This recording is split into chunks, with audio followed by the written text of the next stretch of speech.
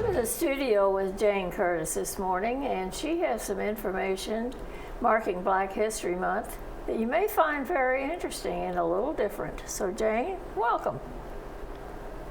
Good morning. Good morning. You said something about maybe not getting what they expected, and it is slightly different. We were going to talk about three towering figures in the field of Black women's literature, and that was arts. But on this past Monday, a very, very important, a towering figure died, and that was Katherine Johnson. Yes. I think we have maybe mentioned her in the past once or twice, some connection. But she passed away at the age of 101. So we have changed our mind. Here you see the NASA logo, and one of the NASA logos, very well depicting what she did. She was an outstanding calculator. She did calculations for the orbits for getting to the moon, and I think she did some other calculations as well that haven't been used yet. But she was so good that, as it will say in one of the things you're going to be seeing in just a moment, that John Glenn even insisted that she double-check the calculations. She was the only one after he wanted checking. After it was all being done by computers. Right. He insisted that she check on it. So without further ado, I would like to go right into one of several very nice videos we have of her, and there are many, many, many of them online for those of you who want to go into it even more. The first one is a quickie, remembering, or students remembering her. Johnson. Take a she listen. worked on NASA's early space missions and was portrayed in the movie Hidden Figures, which was all about Black women working in the aerospace industry. Tonight, 7 Eyewitness News reporter Taylor Epps takes a look at the impact that this incredible woman has left behind right here in Western New York.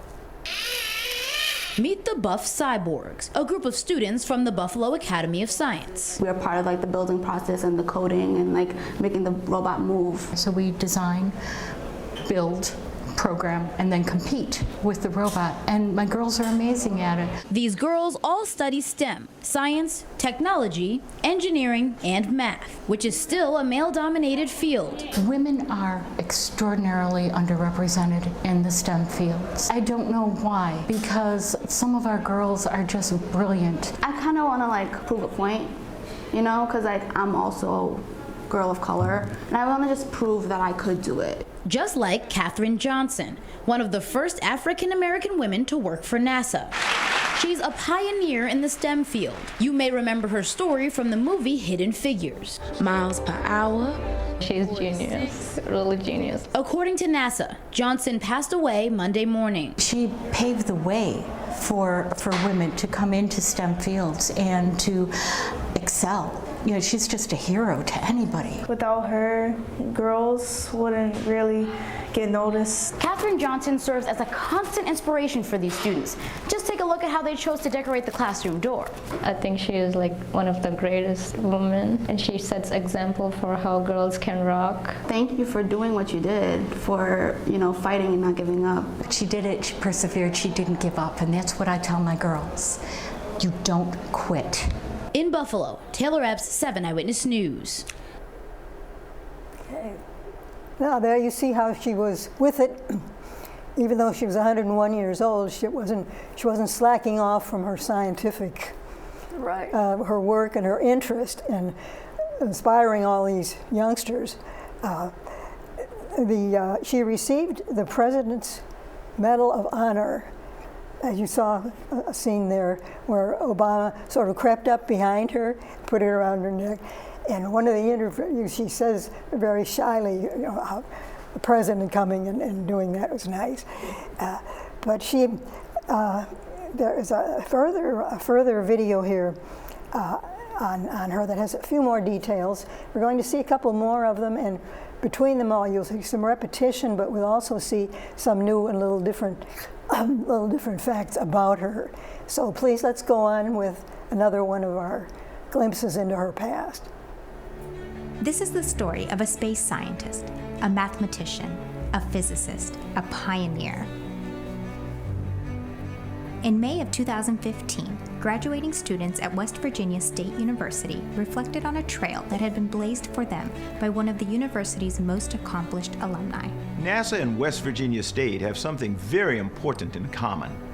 Our legacies are woven together by a remarkable pioneering American by the name of Katherine Johnson. On November 16, 2015, the White House announced that President Obama will be awarding Katherine Johnson the Presidential Medal of Freedom, our nation's highest civilian honor. In their official announcement, the White House cited Katherine's influence on every major space program, from Mercury through the shuttle program. During her remarkable 3 decades at NASA, Katherine calculated the launch window for America's first human spaceflight. She verified the calculations for John Glenn's historic first American orbit of Earth. She calculated the trajectory of Apollo 11's flight to the moon and worked on the plan that saved the Apollo 13 crew and returned them safely to Earth. A native of White Sulphur Springs, West Virginia, Katherine's intelligence always outpaced her age. As a young child, she used to follow her older brother to the 2-room building where he went to school. Her brother's teacher was amazed at her ability to read at such a young age and invited her to attend summer school. Thus began a remarkable path of learning and discovery. I was always around people who were learning something. I liked to learn. You learn if you want to, so you've got to want to learn. Katherine enrolled in high school at the age of only 10 years old. She would often walk home with her principal after school, and he'd point to the constellations of the stars in the sky. Katherine never stopped looking upward or reaching for new heights. Even in the face of personal adversity, Katherine was determined to follow her dreams. In 1953, these dreams brought her to NASA's Langley Research Center. Originally, Katherine was hired to join a team that was nicknamed Computers Who Wear Skirts. But when the opportunity came to help out the all-male flight research team on what was supposed to be a temporary basis, she seized it. And so impressed her male colleagues, they chose not to send her back. She would stay at Langley and with NASA until her retirement in 1986. I didn't feel the segregation at NASA because everybody there was doing research. You had a mission and you worked on it, and it was important to you to do your job.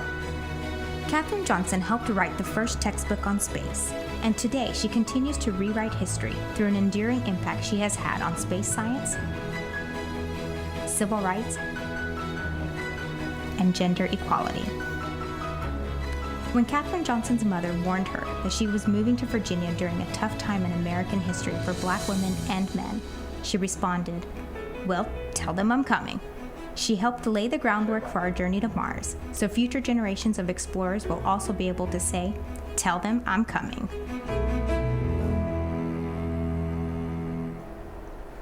Now, she actually did feel some discrimination at one point or another, although none of the things I looked at indicated that she said anything about it or that she was angry about it. But for example, there was only one bathroom reserved for Black scientists or Black other workers there, of either gender. And it was clear at the opposite end of the facility from where she worked. And apparently she just started sort of using the nearby one, and nobody objected because her work was so outstanding. But she didn't escape completely feeling the touch of it. But she certainly surmounted it in magnificent. She just kind of ignored it, really. Magnificent way. Well, she ignored it as far as her work went. She just did her thing.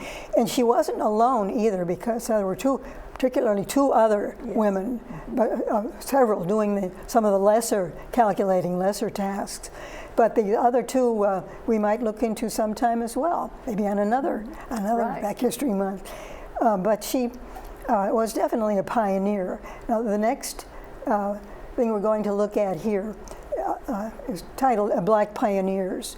And she certainly forged her way ahead. And as you could tell from what she said there, she was not going to sit on her hands and moan. Right. But she went out. I think she did her work for justice and equality in her own way by doing her own thing. Right. And when you hear in these interviews with her, she's almost folksy in her speech, but very appropriate person, approachable person, and really an outstanding person. So let's look, please, at the next thing, the next scene, some of the next scenes.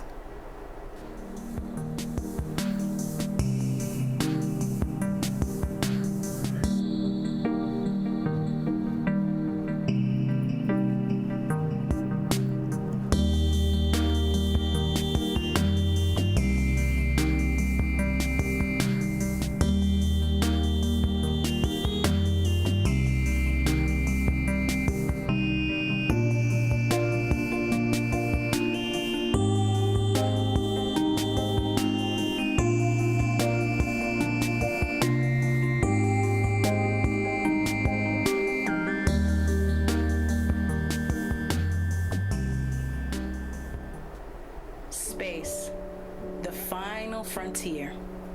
Long ago, man would look up to the sky and wonder, could we reach it? Could we reach the stars? And then it happened. John Glenn and the Friendship 7 happened. We know about this astronaut and the senator and this American hero, but what about the team that sent him there? What about Katherine Johnson? Her contributions to NASA's early days and beyond are incalculable. Let's talk about this great American hero, mathematician, space scientist, and astrophysicist. Johnson was born in 1918 to Joshua and Joylette Coleman in White Sulphur Springs, Greenbrier County, West Virginia. Early on, Johnson showed a talent for math. Her parents emphasized the importance of an education. Johnson graduated from high school at age 14, and at age 15, she began attending West Virginia State College. As a student, Johnson took every single math course the college offered.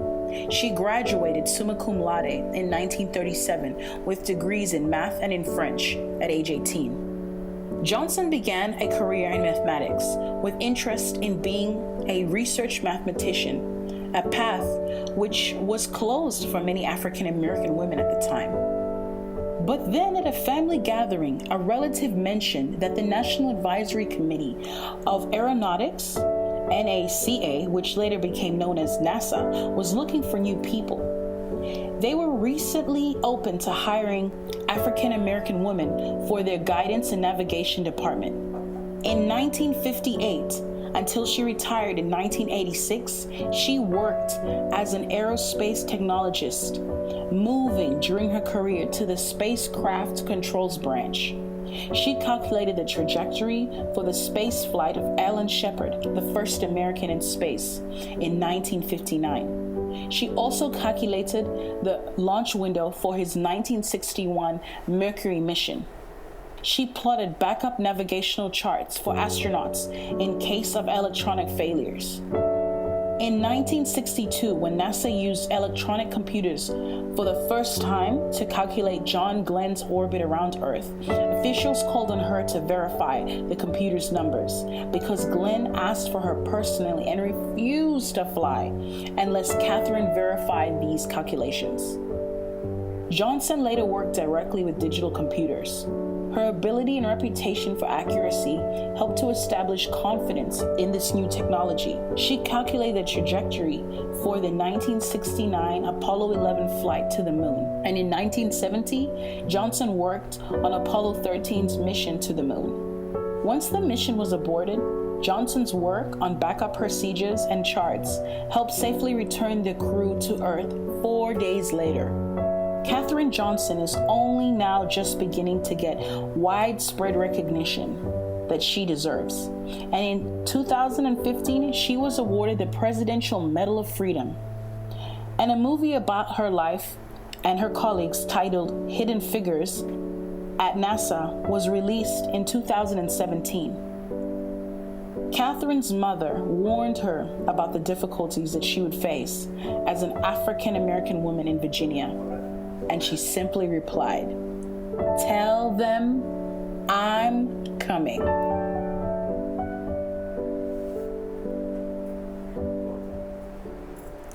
So there we've seen a little review of some of the major things that she not only contributed to, but actually did. Yes, yes. Phenomenal.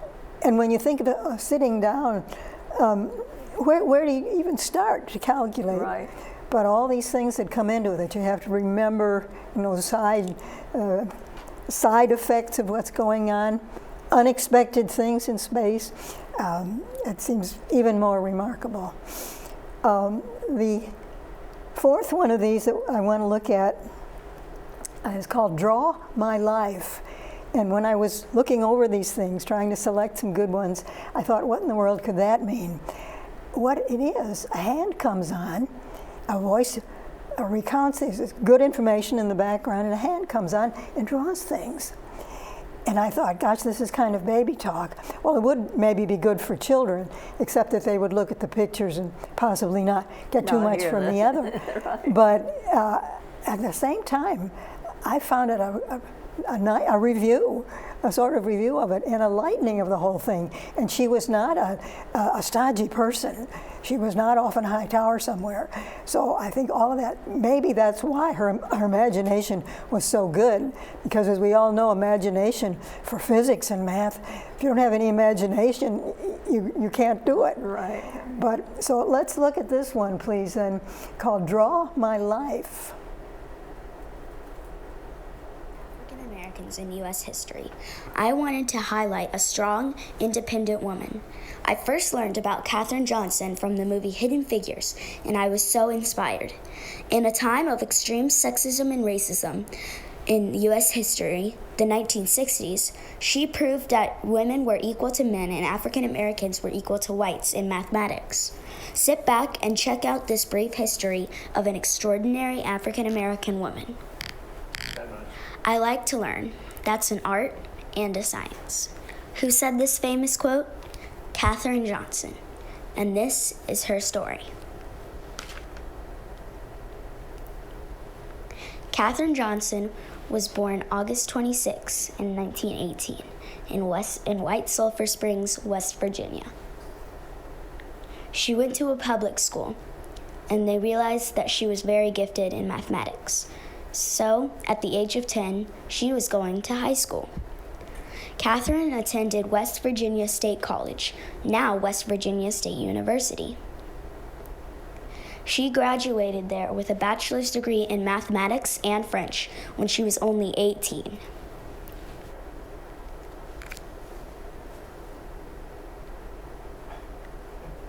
Katherine met and soon fell in love with James Goebel, and they soon got married.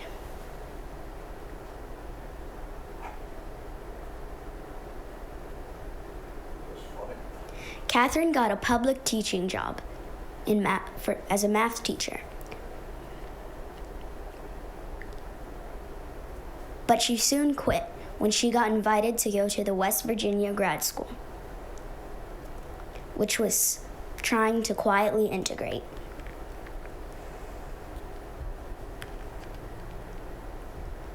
But Katherine soon dropped out of this too at the end of the first session and went back to her teaching job. But she quit again because she wanted to start a family with James. They ended up having 3 daughters. The first was Constance, the second Joylette, and the third Katherine.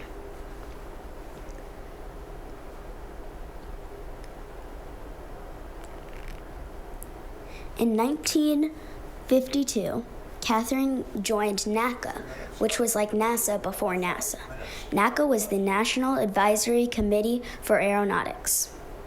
Although Katherine liked her job at NACA, she could only work in the West Computer Department, where all African American women worked. In 1957, she provided math for the 1958 Notes on Space Technology. In 1961, Russia beat America into orbit. This made Americans very mad. In 1962, Katherine worked on the famous orbital mission for John Glenn.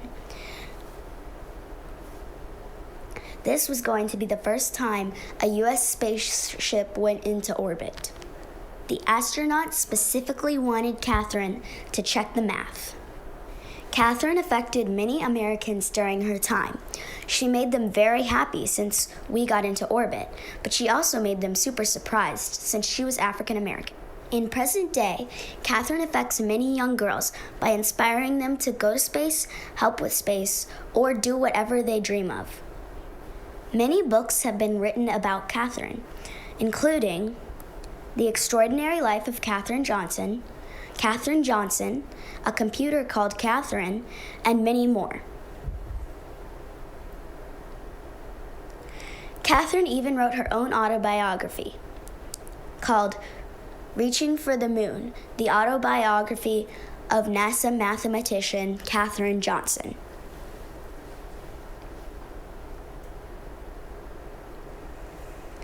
There is also a movie about Katherine Johnson called Hidden Figures.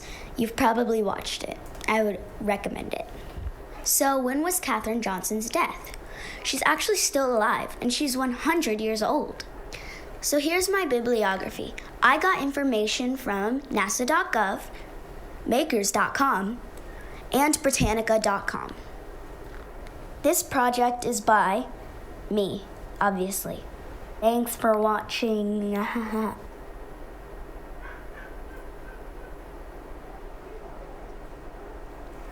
Now that's one slightly different from what we usually see, but I like that somehow. A thumbnail sketch, yes. It also just touched on something which the others really didn't mention, and that's the international side of her work, because worldwide might be a better term than international, because this work she did is not only important for scientific achievement, but for the whole world. Mm-hmm. Look what it does. And we don't know what's going to happen later on.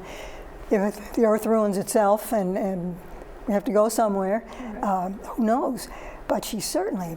It also brought out the family aspect. Brought out the family aspect. Yes, she did it all, really. Nothing focuses on that too much, except that there's one interview that shows the two of the daughters. I don't know what happened to the third. The third was not shown in this. But they did not go into the scientific field as she had done. But I guess either you have it or you don't, because when you're a tiny child, if you're already doing startling mathematical things, right. I realize you've got something that's lightning has struck. Right. But I think it was very fitting for us to commemorate her here too, for anybody to commemorate this wonderful combination of human achievement and something about equality. Right.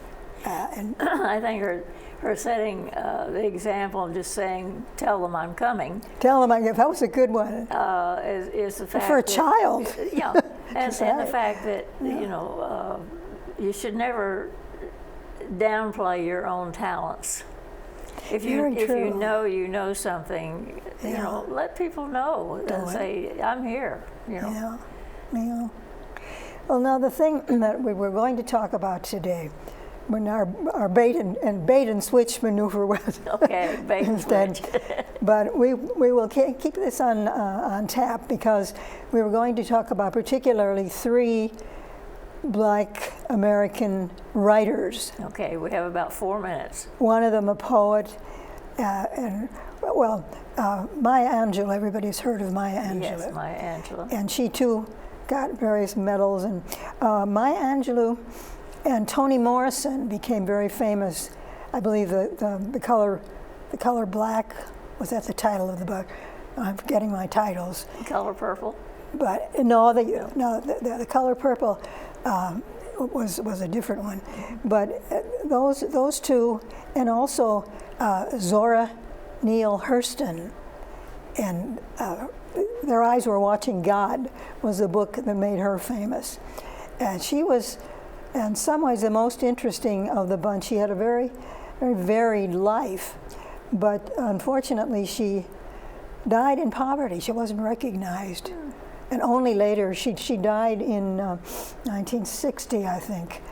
And it was only, or maybe even a little before, in the 70s that people discovered her. This happens all the time with literature. even Right. old centuries. But when that happened, they realized that she was going at it from her own viewpoint, but quite a different viewpoint. All three of these ladies are well worth focusing on, but I was going to focus on the three of them there and show how they had made their way a variety of different jobs, different callings, and they had made their way to the top. And in fact, I was going to read you a quote from each one. I picked what I thought was maybe a characteristic quote, and I think we'll have just about a minute left. So. All right, Maya Angelou said, "My mission in life is not merely to survive, but to thrive, and to do so with some passion, some compassion, some humor, and some style." She wasn't just going to slink around, and that's true. Try to bring a little style, do things with a little snap, a little flair. Do things with some style. People will forget what you said, Amy, and what you did, but will never forget how you made them feel. And as one goes into her story more, Toni Morrison, The Bluest Eye is the title of hers. Home is an idea rather than a place. It's where you feel safe. Where you're among people who are kind to you, and they're not going after you. They don't have to like you, but they won't hurt you. And if you're in trouble, they'll help you. It's community. That's another word of what I've described. And we could do with a big dose, I think, that nationally. And the third one I had here was from Zora Neale Hurston. I accept the challenge of responsibility. Life as it is does not frighten me, since I have made my peace with the universe as I find it, and bow to its laws. Stuff of my being is matter, ever-changing matter, ever-moving, but never lost. And if that doesn't apply as well, I think to Katherine Johnson. Right. She dealt with the laws of the universe, right. But she did her own thing. Okay. Been a good show. I hope you've enjoyed it. Keep in mind that these people were pioneers in their day, and you can be a pioneer in your day. Even as we come into our older ages, we have a lot of influence over a lot of people. So just remember, don't crawl in your hole. You still have a lot to offer.